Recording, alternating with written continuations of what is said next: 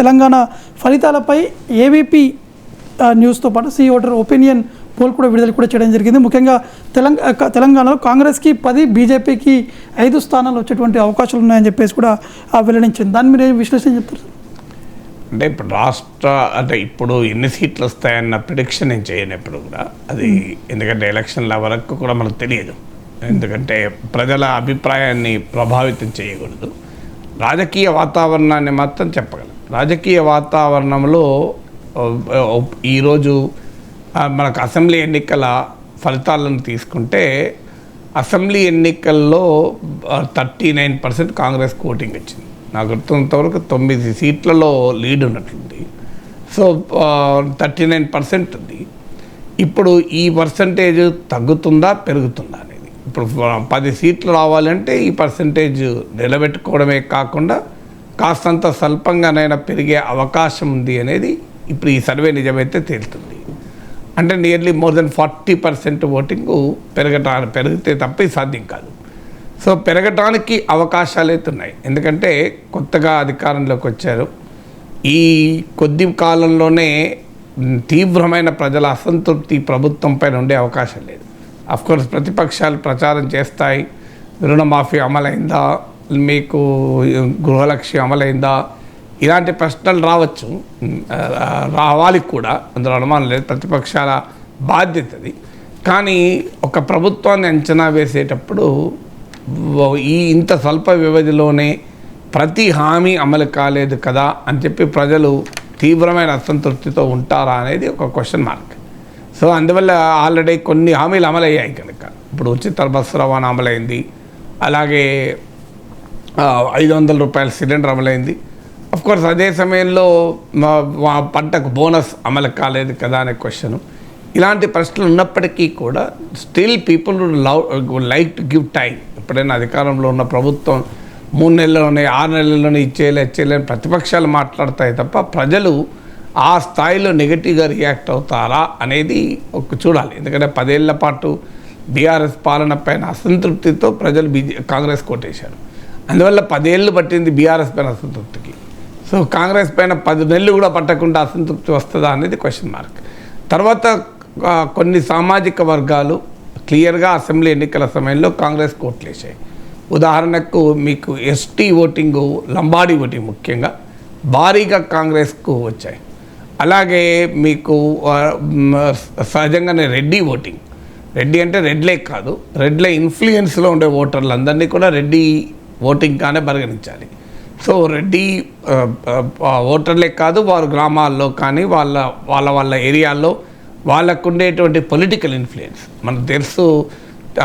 తెలంగాణలో బీసీ ముఖ్యమంత్రి కావాలని నినాదాలు ఇచ్చినా కూడా బీసీ ప్రముఖ నేతలంతా ఓడిపోయారు. అందువల్ల పాలిటిక్స్ పైన సామాజిక ఆధిపత్యాలు ఉంటాయి. మనం అవునన్నా కాదన్నా అసెంబ్లీలో ఇప్పుడు గణనీయమైన సంఖ్యలో జనాభాతో పోలిస్తే చాలా డిస్ప్రపోర్షనేట్గా రెడ్డిస్ ఉన్నారు కూడా. అంటే ఇదే ప్రజలు గెలిపించారు కదా. సో అందువల్ల ఆ political cloud, Reddy political cloud కూడా కాంగ్రెస్ వెనకాల ఈసారి పూర్తిగా ర్యాలీ అవుతుంది. అంటే అసెంబ్లీ ఎన్నికలప్పుడు గెలుస్తారా అనే అనుమానంపై కాస్తంత అటు ఇటైనా ఈసారి పూర్తిగా ర్యాలీ అవుతుంది. అలాగే అసెంబ్లీ ఎన్నికల సమయంలో మొదటిసారిగా ఈ 10 ఏళ్లలో ముస్లిం ఓటు ప్రధానంగా బీఆర్ఎస్ వెనకాలనే ఉంటూ వచ్చింది. ఎంఐఎంతో మైత్రి కావచ్చు, కేసీఆర్కు ఉన్న సెక్యులర్ ఇమేజ్ కావచ్చు, సంక్షేమ పథకాల ప్రభావం కావచ్చు. కానీ ఇప్పుడు కాంగ్రెస్ ప్రధానమైన పోటీదారుగా ముందుకు రావడంతో అసెంబ్లీ ఎన్నికల్లో 1/3గా స్ప్లిట్ అయింది ఓటింగ్. అంటే మీకు లోక్నీతి CSDS వల్ల పోల్ స్టడీ ప్రకారం 1/3 బీఆర్ఎస్కి వస్తే 1/3 ఎంఐఎంకి వస్తే 1/3 కాంగ్రెస్ కూడా వచ్చాయి.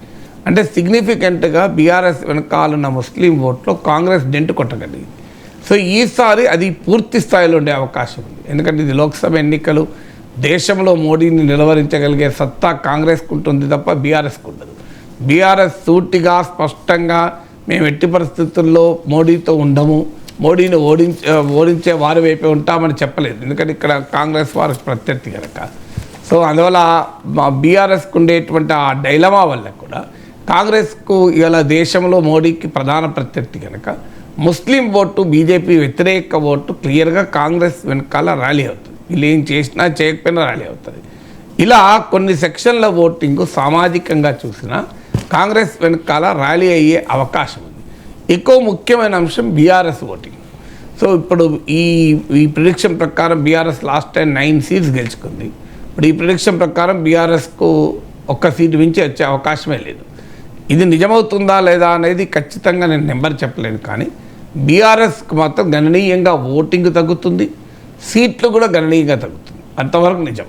సో కాంగ్రెస్కు ఓట్లు సీట్లు పెరుగుతాయి, బీఆర్ఎస్కు ఓట్లు సీట్లు తగ్గుతాయి, బీజేపీకి ఓట్లు పెరుగుతాయి.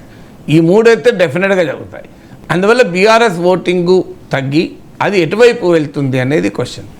యాంటీ కాంగ్రెస్ ఓటింగు బీఆర్ఎస్లు ఉంటే అది బీజేపీకి టర్న్ అయ్యే అవకాశం ఉంటుంది. జనరల్ బీఆర్ఎస్ ఓటింగ్ అంటే బీజేపీకి పోని బీఆర్ఎస్ ఓటింగ్ కూడా ఉండొచ్చు. ఆ ఓటింగ్ కాంగ్రెస్కి షిఫ్ట్ అయ్యేటువంటి అవకాశం కూడా ఉంటుంది. ఎందుకంటే క్షేత్రస్థాయిలో రోజు బీఆర్ఎస్ నేతలు కాంగ్రెస్లో చేరుతున్నారు. సో వాటి ప్రభావం కూడా మీకు ఖచ్చితంగా ఉంటుంది.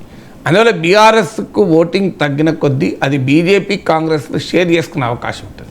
అది కూడా కాంగ్రెస్కు అడ్వాంటేజ్గా ఉంటుంది. బీఆర్ఎస్కు తగ్గిన ఓటింగ్ ఏకోన్ముఖంగా బీజేపీకి వెళితే కాంగ్రెస్కు ఈ అడ్వాంటేజ్ వచ్చేది కాదు. దాంతోపాటు బీజేపీకి ఉన్న సహజ పరిమితులు ఉన్నాయి. వాళ్ళకు టెరిటోరియల్ స్ప్రెడ్ లేదు. మీకు బీజేపీకి మోడీ ప్రభావము ఉన్నప్పటికీ కూడా అన్ని ప్రాంతాల్లో తెలంగాణ అంతటా బీజేపీ లేదు. ఇప్పుడు ఖమ్మము, మహబూబాబాద్ ఇలాంటి ప్రాంతాల్లో అసలు మనకు బీజేపీ పెద్ద ప్రభావమే చూపదు. సో అందువల్ల బీజేపీకి ఉన్నటువంటి టెరిటోరియల్ లిమిటేషన్స్ కూడా ఒక కీలకమైన అంశం. దాంతోపాటు బీజేపీ స్థానికంగా తమకు ఎందుకు ఓటేయాలని చెప్పలేకపోతున్నారు. కేవలం మోడీ ప్రధానమంత్రి కావాలి అనే ఫ్యాక్టరే ముందు పెడుతున్నారు.